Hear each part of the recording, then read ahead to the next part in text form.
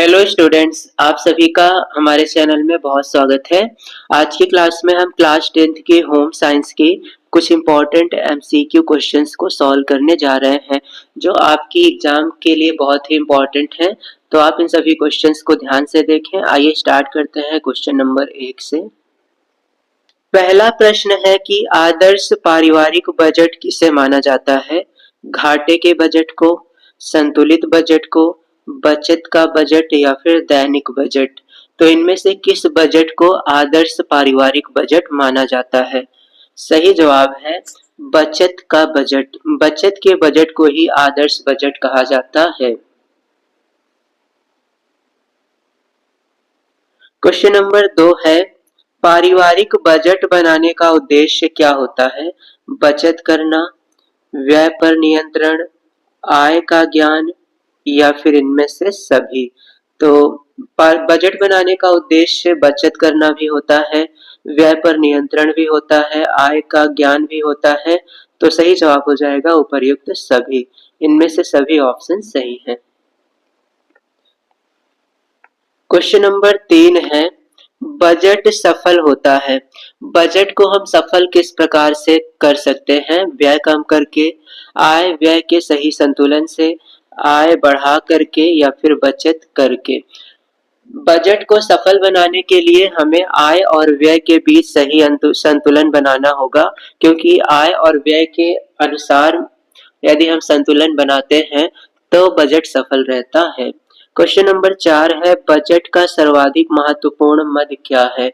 Budget में किस चीज को सर्वाधिक प्राथमिकता दी जाती है? शिक्षा, मनोरंजन, फैशन या फिर भोजन? तो बजट में भोजन को सर्वाधिक महत्वपूर्ण माना जाता है और ये बजट का सबसे महत्वपूर्ण मद है। नेक्स्ट क्वेश्चन है, गृह अर्थव्यवस्था को सुचारू बनाने के लिए क्या आवश्यक है? आय का अधिक होना, साधन से संपन्न होना, आय के अनुसार व्यय का बजट तैयार करना या फिर कंजूसी करना? गृह व्यवस्था को सुचारू रूप से बनाने के लिए आवश्यक है कि आय के अनुसार व्यय का बजट तैयार किया जाए। क्वेश्चन नंबर 6 है, आय व्यय में संतुलन बनाए रखने हेतु कौन सा साधन उत्तम होगा? वार्षिक बजट, मासिक बजट, साप्ताहिक बजट या फिर दैनिक बजट? आय व्यय में संतुलन बनाने के लिए मासिक बजट सबसे ज्यादा उपयुक्त होता है। क्वेश्चन नंबर 7 है, मासिक बजट बनाना क्यों आवश्यक है? आकस्मिक व्यय के लिए, दैनिक खर्च के लिए, आय व्यय में संतुलन रखने के लिए या फिर व्यय पर नियंत्रण रखने के लिए? मासिक बजट बनाना क्यों आवश्यक होता है? इसका उद्देश्य क्या है? तो सही जवाब है मासिक बजट हम लोग बनाते हैं आय व्यय में संतुलन रखने के लिए। क्वेश्चन नंबर 8 है, पारिवारिक बजट का मुख्य मद क्या है? भोजन, दुकान, मनोरंजन या फिर फर्नीचर? पारिवारिक बजट का मुख्य मद, अभी हमने इस क्वेश्चन को सॉल्व किया था, भोजन होता है। पारिवारिक बजट में भोजन को सर्वाधिक प्राथमिकता दी जाती है। क्वेश्चन नंबर 9 है, किसी परिवार का निश्चित अवधि में होने वाला आय व्यय का लेखा जोखा क्या कहलाता है? व्यय, आमदनी, खाता या फिर बजट? तो किसी भी परिवार में निश्चित अवधि में, मान ले 1 हफ्ते या फिर 1 महीने में, आय व्यय का जो भी हम लोग लेखा जोखा बनाते हैं उसे बजट कहा जाता है। तो सही जवाब है बजट। नेक्स्ट क्वेश्चन है, बजट की मूलभूत आवश्यकता क्या होती है? भोजन, आवास, वस्त्र या फिर इनमें से कोई नहीं? इनमें से बजट की मूलभूत आवश्यकताएं क्या हैं? तो सही जवाब है बजट की आवश्यकता भोजन भी है, आवास भी है, वस्त्र भी है। तो सही जवाब हो जाएगा इनमें से सभी। ये सभी भोजन की आवश्यकताएं हैं। क्वेश्चन नंबर 11 है, बजट में आय व्यय का विवरण कितनी अवधि का होता है? 1 सप्ताह का, 1 माह का, 1 वर्ष का या निश्चित अवधि का? बजट जो भी बनाए जाते हैं वो 1 माह के लिए बनाए जाते हैं। तो इस प्रकार से बजट में आय व्यय का विवरण 1 माह तक का होता है। नेक्स्ट क्वेश्चन है, उपहार चेक की न्यूनतम धनराशि कितनी होती है? 30 रुपए, 25 रुपए, 51 रुपए या फिर 21 रुपए। उपहार चेक की जो धनराशि होती है वो 51 रुपए होती है। तो सही जवाब है ऑप्शन ग। क्वेश्चन नंबर 13 है, पारिवारिक आवश्यकताओं की पूर्ति के लिए उपयोग किए जाने वाले धन को क्या कहते हैं? पारिवारिक आय, पारिवारिक बजट, पारिवारिक बचत या फिर पारिवारिक व्यय। पारिवारिक आवश्यकताओं की पूर्ति के लिए उपयोग किए जाने वाले धन को हम लोग पारिवारिक व्यय कहते हैं। व्यय का मतलब होता है खर्च। तो सही जवाब है ऑप्शन घ। नेक्स्ट क्वेश्चन है, निम्नलिखित में कौन सा सबसे सुरक्षित चेक है? वाहक चेक, क्रॉस चेक, दोनों या फिर इनमें से कोई नहीं। इनमें से किस चेक को सबसे सुरक्षित चेक कहा जाता है? तो सही जवाब है क्रॉस या फिर रेखांकित चेक। ये सबसे सुरक्षित चेक है। क्वेश्चन नंबर 15 है, वरिष्ठ नागरिक का जमा योजना खाता खोला जाता है 60 वर्ष के बाद, 69 वर्ष से पहले, 50 वर्ष से पहले, 21 वर्ष से बाद। वरिष्ठ नागरिक का जमा योजना खाता कितनी उम्र में खोला जाता है? तो सही जवाब है 60 वर्ष के उपरांत। जमा योजना खाता हमेशा 60 वर्ष के बाद ही खोला जाता है। नेक्स्ट क्वेश्चन है, आय व्यय के संतुलन हेतु कौन सा साधन उपयुक्त होगा? वार्षिक बजट, मासिक बजट, साप्ताहिक बजट या फिर दैनिक बजट। आय व्यय का संतुलन बनाने के लिए हमें मासिक बजट बनाना होगा। मासिक बजट में एक महीने के आय व्यय का लेखा जोखा होता है। क्वेश्चन नंबर 17 है, एंजल के अनुसार कम आय वर्ग के परिवार की आय का अधिकांश प्रतिशत व्यय किस मद पर होता है? वस्त्र, भोजन, आवास या फिर ईंधन।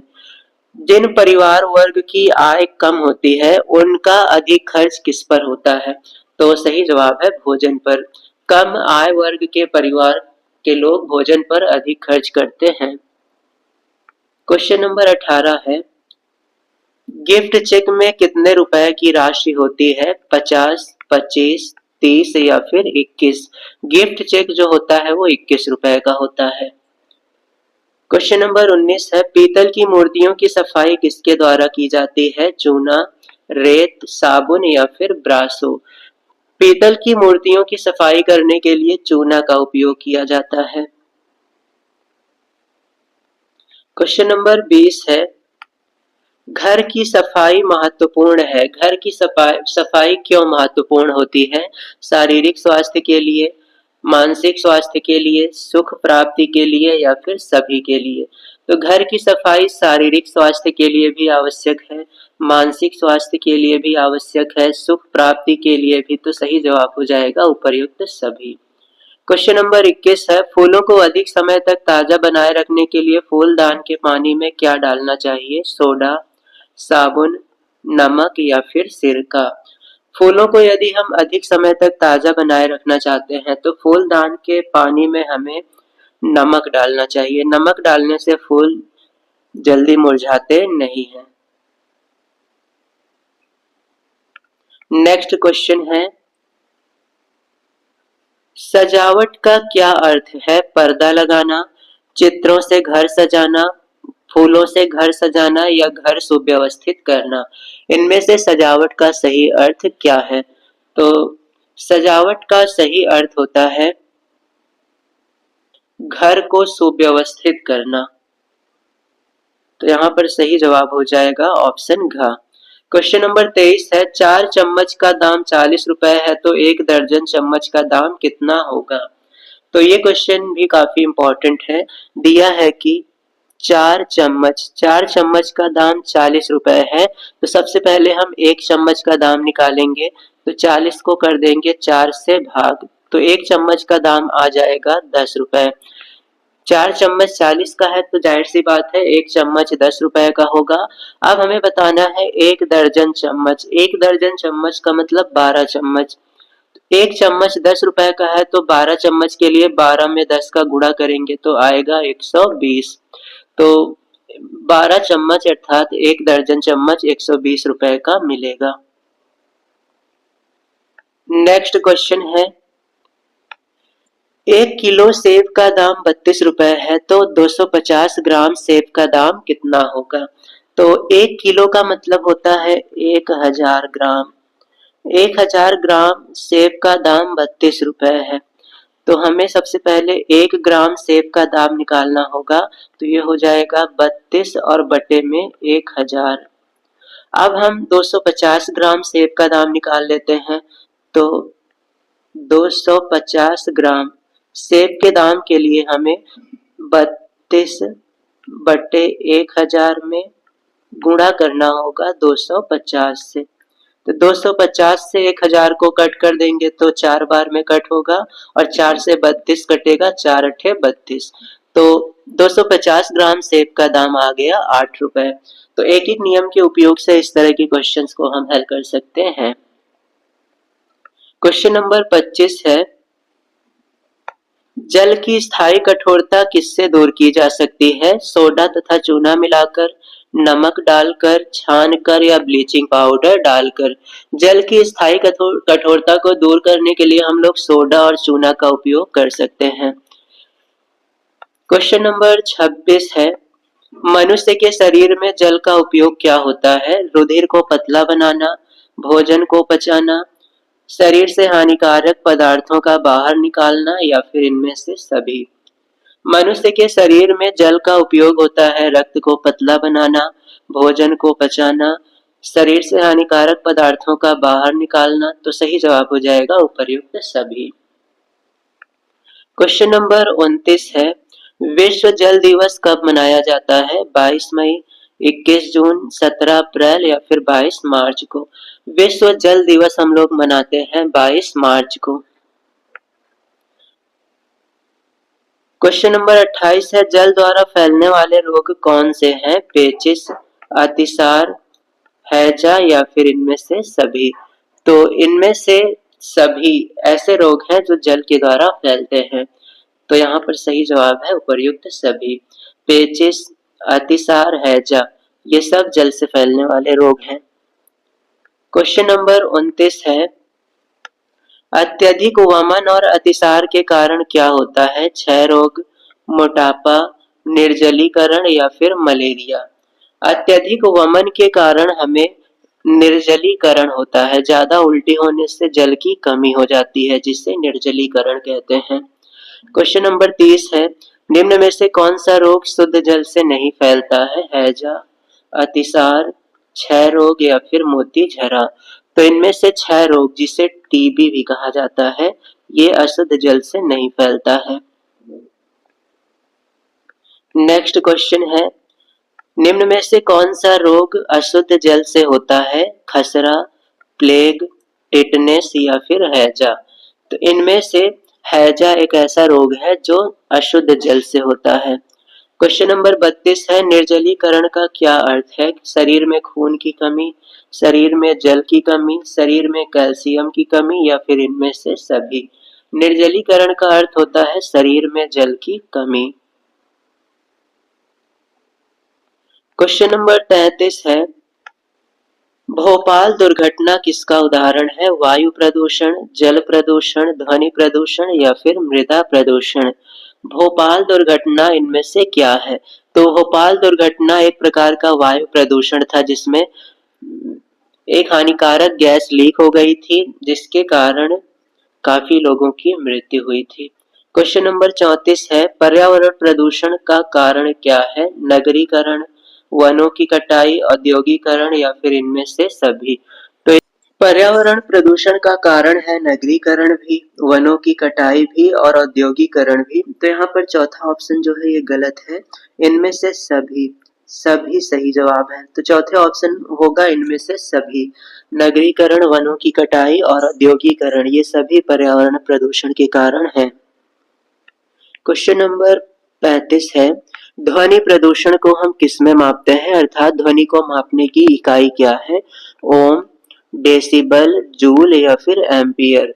ध्वनि को हम डेसिबल में मापते हैं, एम्पियर में मापते हैं विद्युत धारा को, ओम में मापते हैं हम प्रतिरोध को और जूल में मापते हैं कार्य या फिर ऊर्जा को। तो कार्य और ऊर्जा दोनों का मात्रक जूल है। तो ये चारों बातें ध्यान रखेंगे। प्रतिरोध का मात्रक ओम, जूल है कार्य ऊर्जा का मात्रक, डेसिबल है ध्वनि की तीव्रता को मापने का मात्रक, और एम्पियर है विद्युत धारा को मापने का मात्रक। क्वेश्चन नंबर 36 है, हमें प्लास्टिक की बोतलों, थैलियों आदि का प्रयोग कम करना चाहिए क्योंकि वे टिकाऊ नहीं हैं, वे गैर बायोडिग्रेडेबल हैं, वे विषाक्त पदार्थों से बने हैं, वे वायुमंडलीय गैसों के साथ प्रतिक्रिया करते हैं। प्लास्टिक की बोतल, थैलियां गैर बायोडिग्रेडेबल है, अर्थात ये नष्ट नहीं होती हैं, इसलिए इनका उपयोग हमें कम करना चाहिए। क्वेश्चन नंबर 27 है, ओजोन परत ह्रास के लिए मुख्य रूप से उत्तरदायी पदार्थ क्या है? CFC, मेथेन, DDT या फिर ओजोन? ओजोन परत के ह्रास के लिए सबसे ज्यादा उत्तरदायी गैस है CFC, जिसे क्लोरोफ्लोरोकार्बन भी कहा जाता है। CFC का मतलब है क्लोरोफ्लोरोकार्बन। CFC गैस से ओजोन परत में बहुत ही क्षति हुई है। क्वेश्चन नंबर 38 है, नगर के कचरे को ठिकाने लगाने के लिए हानि रहित उपाय निम्न में से क्या है? कचरे को जला देना, कचरे को जल स्रोत में बहा देना, कचरे को खुले मैदान में डाल देना, कचरे से खाद बना लेना। कचरे को ठिकाने लगाने के लिए सबसे उपयुक्त उपाय है कचरे से खाद बना लेना। इससे उपयोग भी हो जाएगा और कचरा भी नष्ट हो जाएगा। क्वेश्चन नंबर 39 है, टेटनस से बचाव के लिए किसका टीका लगाया जाता है? एंटीटॉक्सिन, टिटबैक, BCG या फिर इनमें से कोई नहीं। टेटनस से बचने के लिए हमेशा टिटबैक का टीका लगाया जाता है। क्वेश्चन नंबर 40 है, थर्मामीटर की सहायता से हम किसका पता लगाते हैं? नाड़ी की गति, श्वास की दर, शारीरिक तापमान या फिर रक्तदाब? थर्मामीटर से हम लोग शारीरिक तापमान को मापते हैं।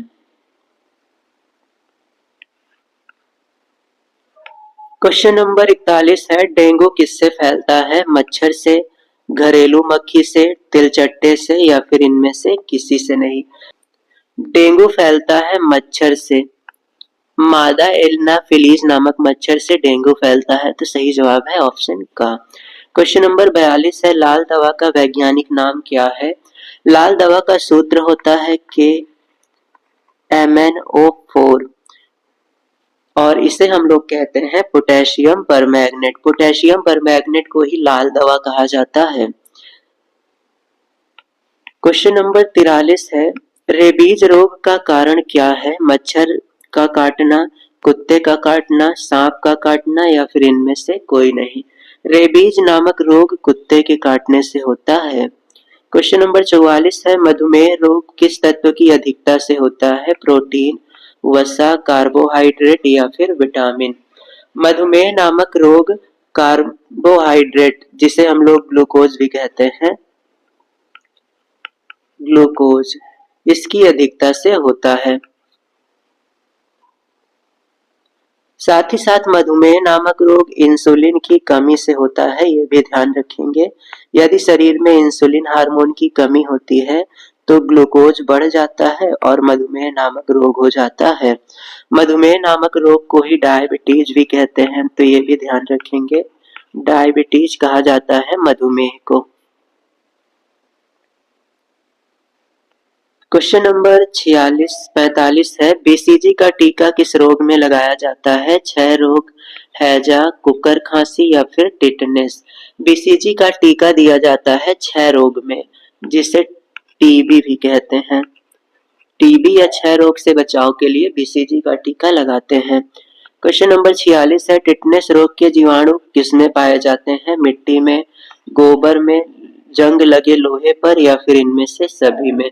टिटनेस के जीवाणु मिट्टी में भी पाए जाते हैं, गोबर में भी और जंग लगे लोहे पर भी, तो सही जवाब है उपर्युक्त सभी।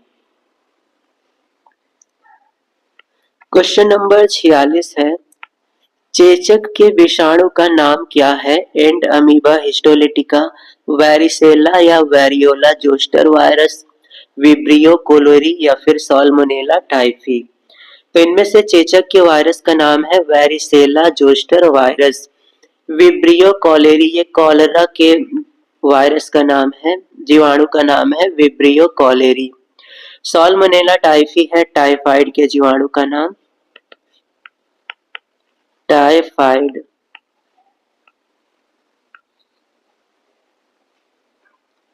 नेक्स्ट क्वेश्चन है, दूषित जल से कौन सा रोग होता है? तपेदिक, मलेरिया, हैजा या फिर टिटनेस। अशुद्ध जल से इनमें से कौन सा रोग होता है? तो सही जवाब है हैजा। क्वेश्चन नंबर 49 है, कपड़े की कटाई के लिए मिल्टन चौक से निशान लगाया जाता है क्योंकि निशान सरलता से छूट जाता है, निशान सुंदर बनता है, काटने से आसानी होती है, निशान स्थायी होता है। मिल्टन चौक से निशान लगाने से निशान सरलता से छूट जाता है, इसीलिए मिल्टन चौक से निशान लगाया जाता है। क्वेश्चन नंबर 50 है, धड़ से नीचे के वस्त्रों के लिए आवश्यक नाप क्या है? धड़ के नीचे हम लोग नापते हैं लंबाई, सीट और पांचा, तो ये तीनों चीजें मापी जाती हैं धड़ के नीचे के वस्त्र के लिए। तो इस प्रकार से ये थे आज के क्लास 10th होम साइंस के टॉप 50 क्वेश्चंस। आप इन सभी क्वेश्चंस को अच्छे से लर्न करें और साथ ही साथ अगर आप चैनल पर नए हैं तो चैनल को सब्सक्राइब और वीडियो को एक लाइक जरूर करें।